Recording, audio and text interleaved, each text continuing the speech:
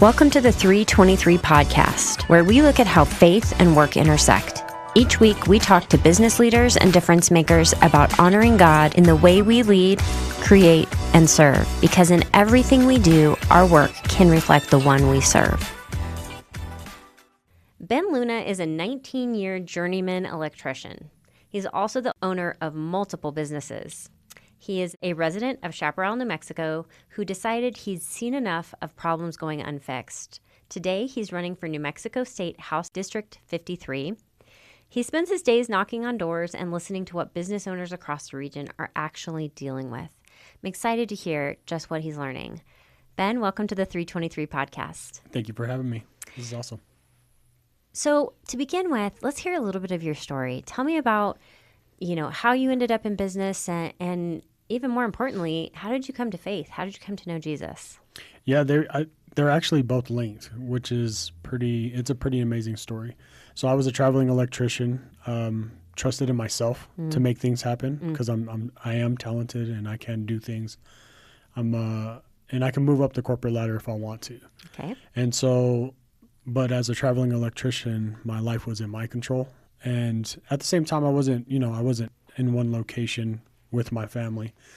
Sometimes my family would come, sometimes they wouldn't. So there was that conflict as well as far as like being married and then the kids growing up without their father. Oh, sure. And That's stuff so hard. like that. So hard. And so I chose to stay put. My last child, my daughter, was born, and I was like, you know what, God, I'll trust you. And so I took a job for $28 an hour, and the guy called me right after my daughter was born. He was like, hey, we don't pay our other journeymen that much.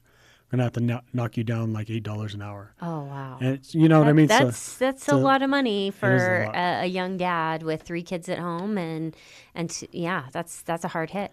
Yeah. So I went ahead and told him, I was like, hey, you know what? I'll work for you for 20.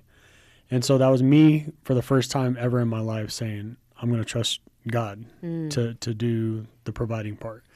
And so shortly after that, my hours were cut to like about 20 hours, and we didn't have much to keep me busy. And then all of a sudden, work was created. A wire box in the parking lot of a mall all of a sudden goes wrong, and then we have like months of work. And so that happens. The Lord provided. Right. It was the first time I saw God provide, to be honest. Like, if you never trust God to do anything and you're always doing it yourself, you really don't give God a chance to provide. So that was the first miracle that I witnessed. And then I think we got a refund at the time from Wells Fargo as well. Who gets a refund from Wells Fargo? Yeah, no kidding. No kidding. So, wow. So stuff like that was happening. And so I chose to stay put. But then my dad, he was already doing side work for other companies, which means you get paid less. Oh, you know what I mean? Like if you're a subcontractor. He was also working at White Sands Missile Range. And so I was like, you know what, Dad, we should turn this into a business. And so I made all his graphics.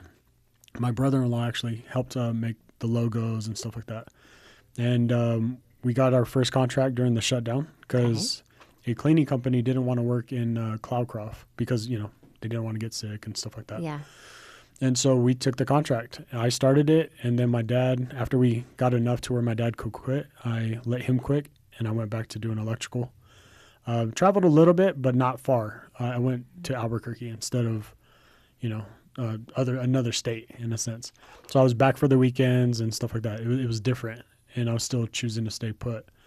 But that funded what we needed to do, and we grew, and small towns have a lot of talk, so good reputation spreads. Yeah, absolutely. That's one of the benefits of being in the small town. It can also be a detriment if you're not providing great service. So just another reason why we should be doing all things as unto the Lord, as Colossians 3:23 says, that we honor him even in the way we work, because the word will get around. So tell me the name of your business. Yeah, so that my dad's company is GlowPro, and we put it in his name on purpose because I knew I was going to get involved in government.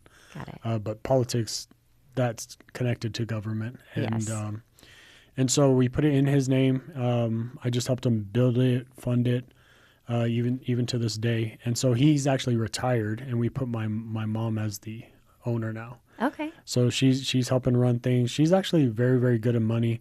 She can outwork anybody. Oh, wow. Like, she can outwork us. Oh, wow. She's good. I believe it. I've got parents like that too. They can run circles around the rest of us. So Yeah. that's a blessing.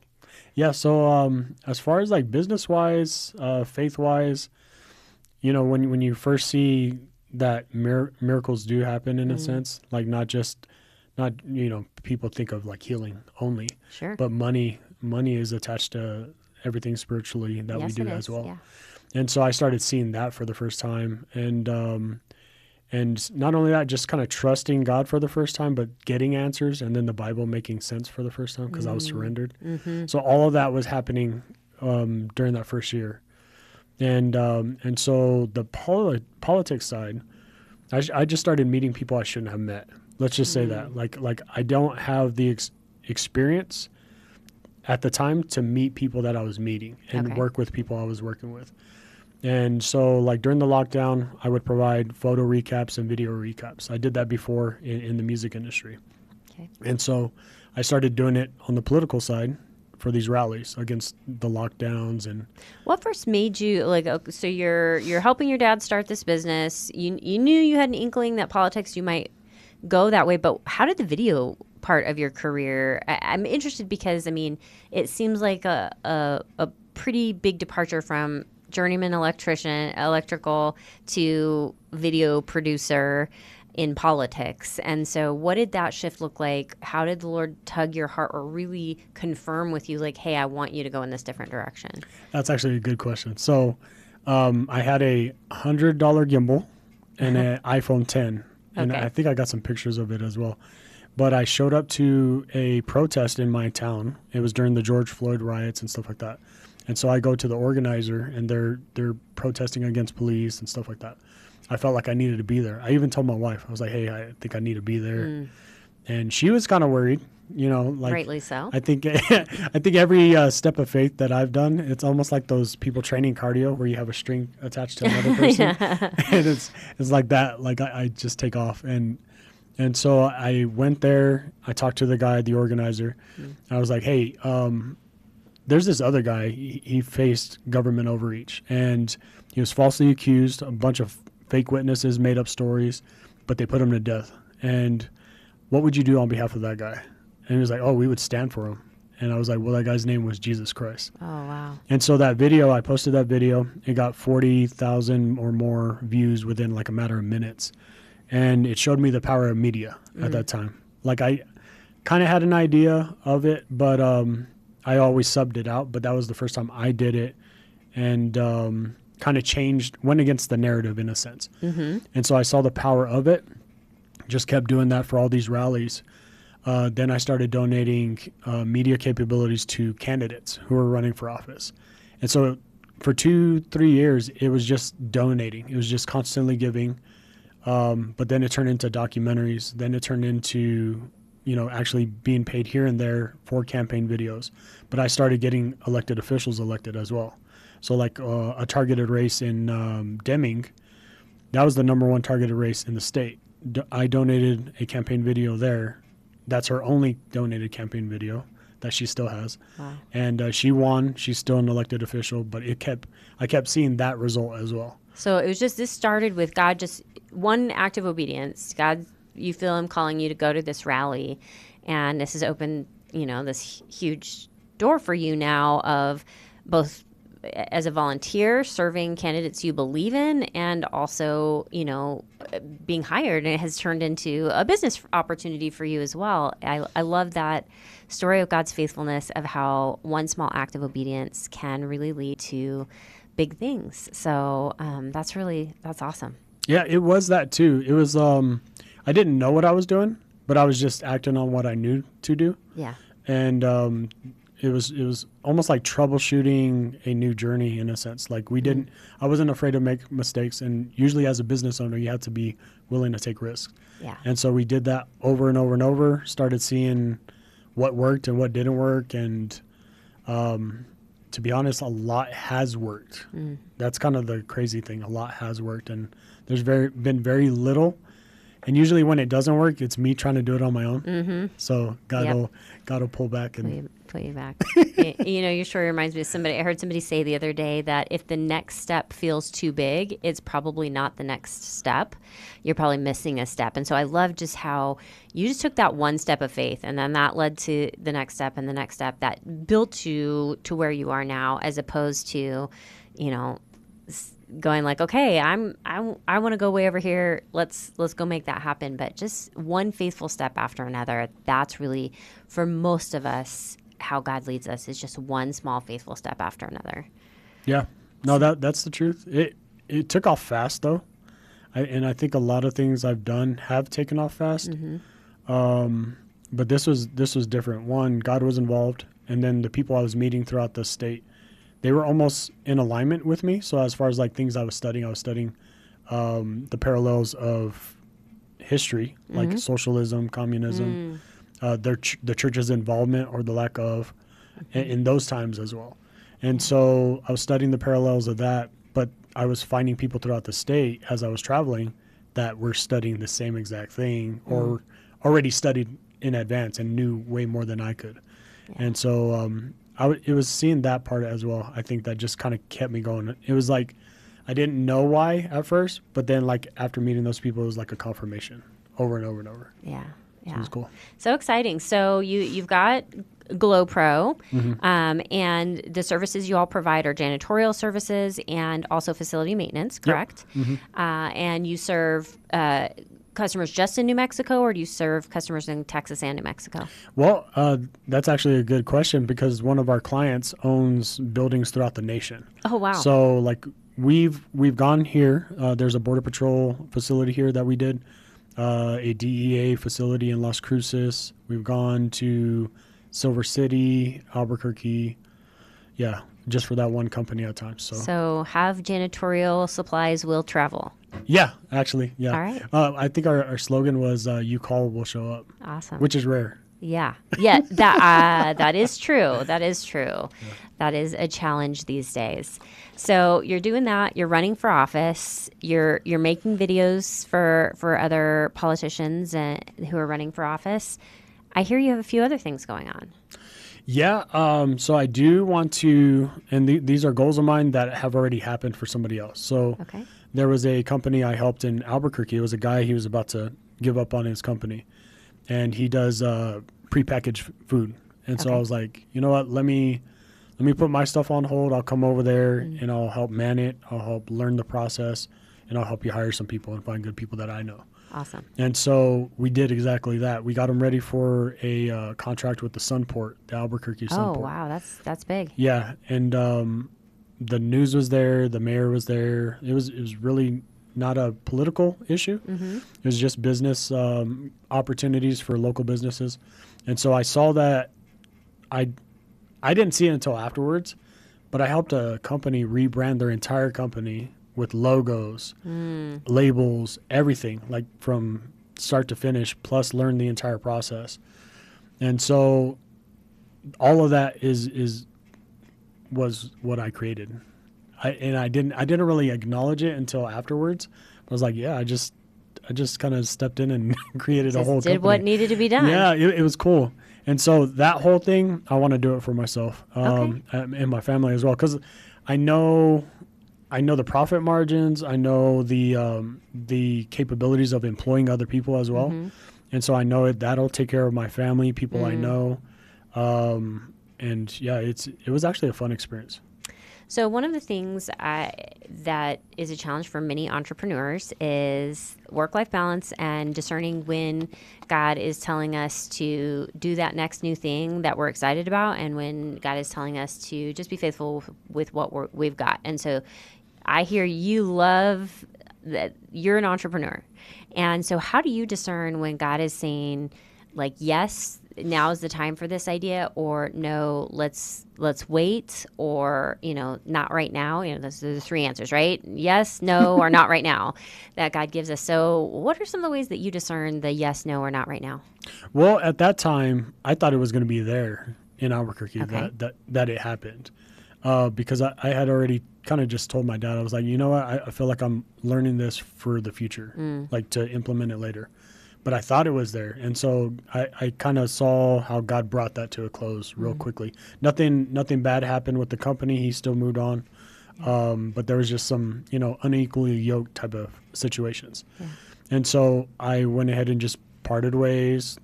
He actually fired some good people that I hired. That was kind of the repeat thing that he's gone through over and over. But when you fire people that I know and I know they were good, and it's like it's hard to stick around for something like that. Yeah. But I parted ways. Let that be however it needed to be. Went back to doing one of my contracts, cleaning in the morning. And so those times are like times of prayer, and nobody's there. Nobody. Oh yeah. You just get to like either listen to sermons or worship music, whatever. Listen to sermons on KELP, right? On the KELP app. I didn't know about this yet, so you can't hold that against me yet.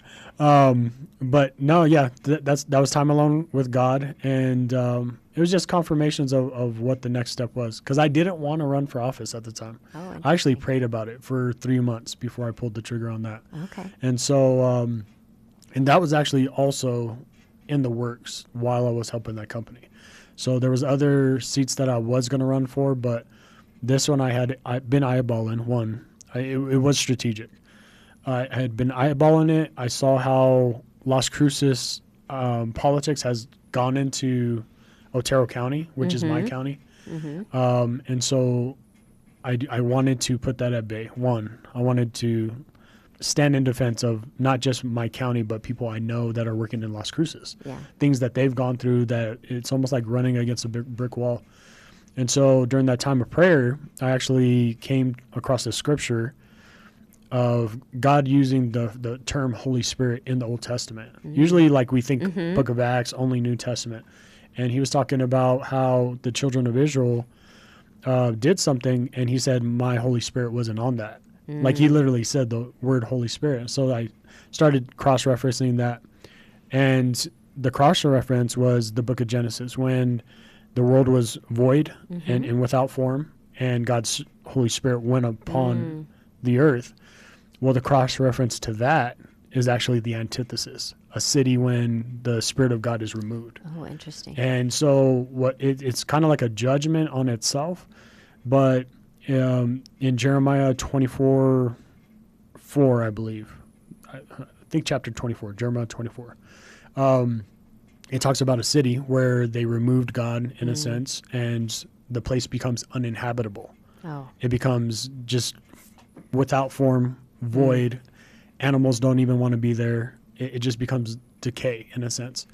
And I started to see that that's what happens in a lot of cities. A lot of districts within the city or bad policy, it just makes the place uninhabitable. And drugs and homelessness and just rotting of buildings not even being usable anymore. Yeah. And so I was like, okay, if that's why I need to run, I could run if that's the reason. To advocate for that. And so I made the decision to run for this office. I had been looking at land in Chaparral for quite some time. I had already been working with the pastor there. And we traveled to El Paso. We traveled to Las Cruces. Might as well stay in Chaparral if I need sleep, Yeah, absolutely. Absolutely. So I would want to make sure we make time to talk about what you're hearing from business owners. So for many of us, I was born and raised in El Paso. Chaparral was like way out. I had one or two friends who lived out there in giant lots and hardly anything around them. And so in my mind, like that's what Chaparral still is. I need to come visit. Are there businesses out there? And if so, what are you hearing from those business owners about what the challenges they're facing today? There's not a lot of businesses there. And so that's kind of one of our strategic moves. One, there's not a lot of competition, but there are some good people there. And I talked to a plumber, actually, when I first started door knocking. He owns his own plumbing company. He talked about crime being an issue. Like you don't expect Chaparral to have that, but I think anywhere that you don't really have a local law enforcement, it's gonna be a place to hide. Sure. And actually, they just recently saved 2 kids from Missouri in Chaparral. Wow. Yeah, it was down the street on my on my street. And so it is a place of crime, vandalism, theft of utility trucks, tools, and stuff like that. So that's kind of what he was talking about right off the bat. But yeah, a place without infrastructure, a place without investment, really. That's really what it is. Nobody's really invested into Chaparral. And I think for the first time, they have somebody that wants to invest into Chaparral. Yeah, I think it is. You look at how even El Paso has grown, and again, Horizon City. I grew up on the west side, and Horizon City seemed like you might as well drive to Dallas if you're going to drive to Horizon City. And now it's, I was out there about a week ago, and it's just, beautiful and booming. And so why not Chaparral? Why not? Why couldn't that? And I know a lot of people would say, there probably residents are out there say, we moved out here to get away from all that. We don't want all that. But there's opportunity for both. There's opportunity to preserve what's beautiful out there and also bring some opportunity, some business, some infrastructure and to that area. So that's really exciting. What's your vision for what you'd like to get done out there? Well, we're already planning on creating some bills. Obviously, you can't do that until I'm a legislator. Okay. But we're already working with legislators and people that are knowledgeable. But we want to already invest in the roads because, you got families that are driving to school. If an emergency responder comes by, there's no way to get off the road, really. Oh, it's like that's a problem. It's like off-roading in a sense in some spots. And so stuff like that, I want to improve it right away. And I know for a fact that a lot of these projects take time. If we don't start the process, that time of how long those jobs will take keeps going down the road. Sure. And so I think taking that business approach where you have to start, like my mom taught me, like, in cutting the grass and stuff like that, it's like, you know what, just start, just do it, don't think about it. And so that type of work ethic, I want to bring that to Chaparral. Yeah, I love that. I think, isn't it Mary Poppins who says a job begun is half done? There you go. I think I'm quoting it correctly. So yeah, absolutely. We have to start somewhere and we have to improve. And the beautiful thing for y'all in the state of New Mexico is the state has the funds. There is money there to do these projects without raising property taxes. And I'm sure accessing those funds is complicated and controversial and challenging, but it's there and those projects. So I think just an amazing growth opportunity. Any other challenges as you're knocking on doors? What are the other hard things where people are asking for help and both spiritually and physically in their communities? Well, I think not being heard as a business owner, a constituent. If you go to any of these meetings, it's like a 1 minute length of time. You got to spill everything you care about in 1 minute. It's impossible. Yeah. And so that's really where the documentaries come into play, where it's people talking however long it takes to film what you care about and amplify that. That's kind of where that came into play. And so as far as the concerns there, it's not being heard, and that's both sides of the ballot. That's people of faith and people who are just living life. Yeah. And so as far as laws in New Mexico, laws have been really, really bad and damaging, not just against parental rights, but against our beliefs, our conscience. When you fund certain things that we don't agree with our taxpayer money, there's a violation of conscience, and that's your most most valuable property is your conscience. So what's your advice for both, just citizens and business owners who want to make their voice heard? What would you recommend that they do? Become the media. Become the media. I would say that's probably the most powerful thing you could do, because like you prayed this just before, you multiply your voice. You really do multiply your voice on any platform. Yeah. And the way it's set up now is like anybody can do well on YouTube. Anybody can do well on social media if you just start. And there's a lot of videos that can help you on that. But as far as the absence, I've seen the absence of the church in some areas. But then I've also seen what it looks like to be on the front lines. And a good example is Turning Point. I went to AmFest. And that's Turning Point of Las Cruces or Turning Point USA? AmFest is the event to go to. Okay. Yeah, so Charlie Kirk put on a phenomenal event there. But all these booths, we had our own booth for one of our documentaries, and all the booths were believers in some kind of field of technology, media. I was blown away. I was like, the church is doing it. You know what I mean? So awesome. Yeah. So cool to hear. Well, it's been a pleasure talking to you. The time always goes so quickly. I want to make sure you've got a few minutes to tell our listeners how to find out about you and your candidacy, but also about GlowPro if they're looking for janitorial or facility maintenance services. Yeah. So my dad's company is GlowPro LLC. It's the only one on Facebook. Okay. And then my campaign email or campaign website is benluna4nm. That's the word for, F-O-R. Okay. So benluna4nm.com. And yeah, you'll see me posting on social media. We will also link to all of that in the show notes. So if you want to find Ben or his company, check us out and follow Ben on social media so that you can hear more about his campaign and all the other business opportunities he's got going out in Chaparral. Ben, thank you so much for your time today. Thank you. If God is writing a story in your workplace, we'd love to hear about it. You can share it with us by visiting 323podcast.com. That's the numbers 323podcast.com. We'll be back again next week with more great conversations on connecting your Sunday faith to your Monday life. Until then, may God bless your work this week. May He renew your strength, deepen your joy, and remind you that you're serving Him in all you do.